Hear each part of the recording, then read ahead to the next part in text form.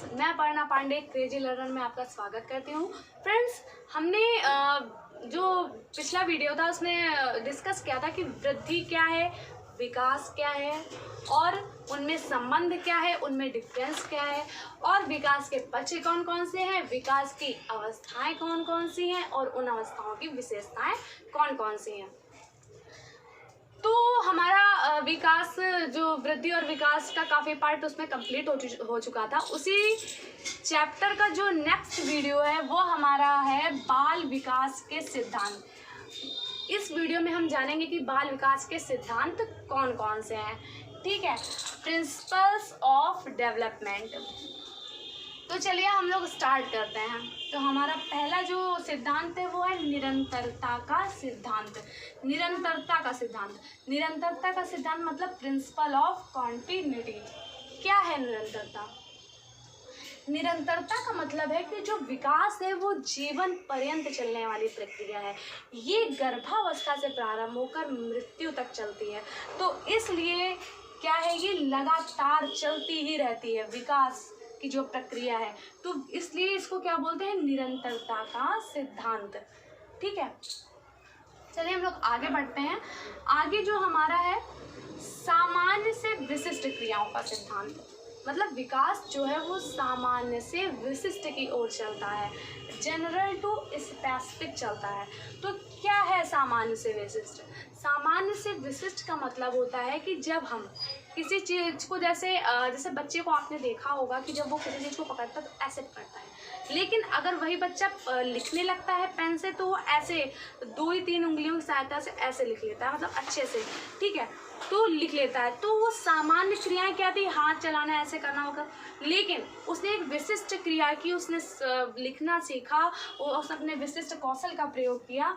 तो ये क्या होता है, विशिष्ट, सामान्य से विशिष्ट की ओर। कि बच्चा पहले किसी चीज़ को सामान्य रूप से अधिग्रहण करता है, फिर उस पर क्या करता है, उसके बाद विशिष्ट हो जाता है, विशिष्ट कौशल प्राप्त कर लेता है। तो जो विकास होता है वो हमेशा सामान्य से विशिष्ट की ओर होता है। ठीक है, आगे क्या है, समान प्रतिमान का सिद्धांत, uniform pattern, principle of uniform pattern. तो समान प्रतिमान क्या है? समान प्रतिमान, यूनिफॉर्म पैटर्न, नाम से ही पता चल रहा है कि जो विकास होता है वो हमेशा एक पैटर्न फॉलो करता है और उसी पैटर्न में चलता है। जैसे जैसे मैं आपको बताऊँ, जैसे इंडिया का बच्चा है या अमेरिका का बच्चा है, आपने ले लिया, ठीक है, एक ही स्पेसी है। ठीक है, अब क्या हो गया कि अब जैसे इंडिया के बच्चे को ले लो या अमेरिका के बच्चे को ले लो। अब पहले वो क्या करेगा, पहले वो चलना ही सीखेगा, पहले चलेगा और फिर उसके बाद क्या करेगा, दौड़ेगा। तो ऐसा नहीं है कि इंडिया का बच्चा है तो पहले चलना सीखेगा, लेकिन अमेरिका का बच्चा पहले दौड़ना सीखेगा और उसके बाद चल, ऐसा नहीं होता है। अगर एक स्पेसीज समान प्रजाति है तो क्या होगा कि एक पैटर्न फॉलो होगा। ठीक है, कि बच्चा पहले क्या करना सीखेगा, पहले थोड़ा सा पैर हिलाना सीखेगा, घुटनों के बल चलेगा, फिर उसके बाद कैसे चलेगा, उसके बाद पैर से चलेगा, फिर उसके बाद दौड़ेगा। तो ये पैटर्न सब में फॉलो होगा, दुनिया का कोई भी बच्चा। तो इस तरीके से विकास के अलग अलग बच्चों में जो पैटर्न है वो यूनिफॉर्म रहता है। ठीक है, एकीकरण का सिद्धांत, यूनिटरी प्रोसेस। एकीकरण का सिद्धांत क्या है? एकीकरण का सिद्धांत, तो एकीकरण का सिद्धांत ये है, जैसे जब हम अपने हाथ पैर, ठीक है, इनका जैसे साथ में प्रयोग करते हैं तो उसको एकीकरण कहते हैं। जैसे आपने बॉलर को देखा होगा कि वो दौड़ता भी जाता है और हाथ से ऐसे बॉल भी करता रहता है, मतलब हाथ पैर दोनों का यूज़ करता है साथ में। तो इसको क्या बोलते हैं, एकीकरण का सिद्धांत। की जो विकास है वो क्या है, यूनिटरी प्रोसेस है। ठीक है, आगे हम लोग बात करें तो व्यक्तिगत विभिन्नता का सिद्धांत, individual differences, principle of individual differences.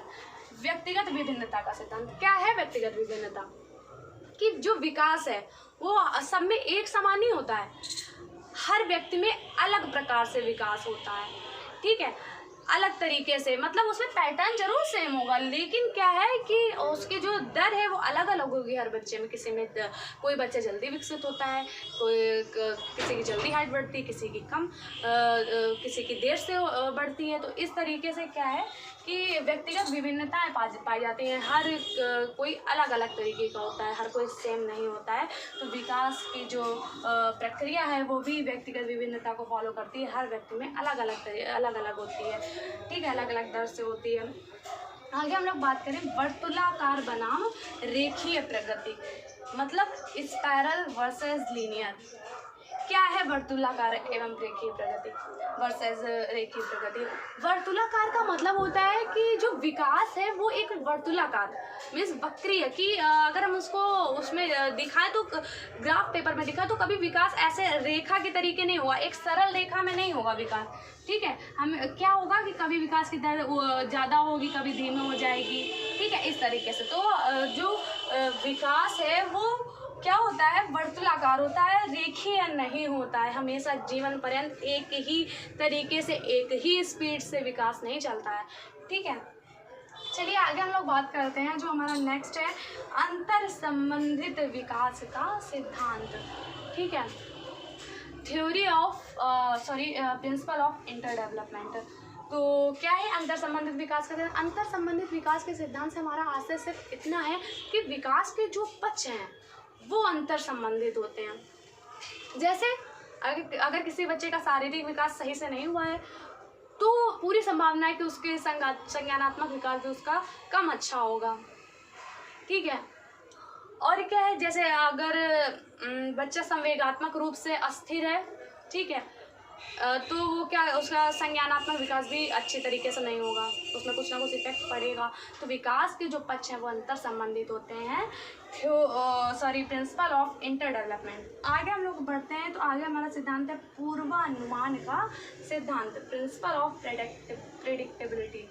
पूर्वानुमान क्या है? पूर्वानुमान मतलब ये कि जैसे आपने किसी बच्चे को पढ़ाया, उसे देखा और देखा कि उसकी रुचि इसमें ज़्यादा है, तो आप पूर्वानुमान लगा लेंगे कि अगर बच्चे को इसमें ही पढ़ाया जाए, आगे इसी सब्जेक्ट में आगे बढ़ाया जाए तो इसमें ये अच्छी प्रगति करेगा। आपने विकास का पहले से ही पूर्वानुमान लगा लिया है आपने, तो ये क्या होता है? पूर्वानुमान का सिद्धांत। आगे हम लोग बढ़ेंगे दिशा का सिद्धांत। दिशा, principle of direction of development. क्या है दिशा? दिशा एक जो विकास है वो एक निश्चित दिशा में होता है। अब दिशा के भी दो भाग हैं, कौन कौन से? मस्तिष्काधोमुखी और समीप दूराभिमुख। अगर इंग्लिश में हम बात करें तो सेफेलोकॉर्डल एंड प्रॉक्सिमो डिस्टल। क्या है? सेफेलोकॉर्डल मस्तिष्काधोमुखी। आप हिंदी में देखेंगे तो जो दिशा है वो बच्चे की विकास की किस तरफ होती है? मस्तिष्काधोमुखी, मतलब सिर से पैर की तरफ, ठीक है। तो जो दिशा है वो क्या होती है? सिर से पैर की तरफ होती है, ठीक है।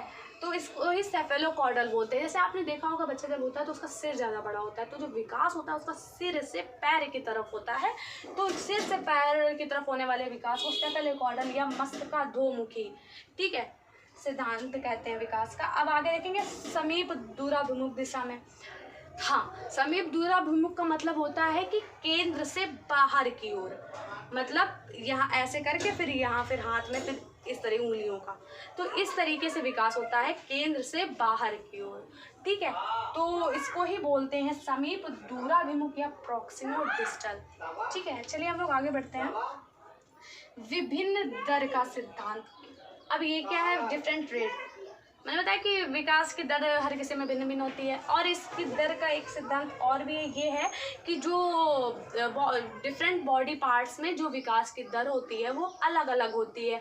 जैसे आपने देखा होगा कि जैसे कुछ बच्चे से बड़े हो रहे होते हैं तो क्या होता है इनके, जैसे फेस है तो फेस भी बड़ा होगा, तो फेस तो बड़ा हो रहा है, लेकिन कभी कभी क्या होता है कि उनका पैर की जो लेंथ है वो नहीं बड़ी होती है।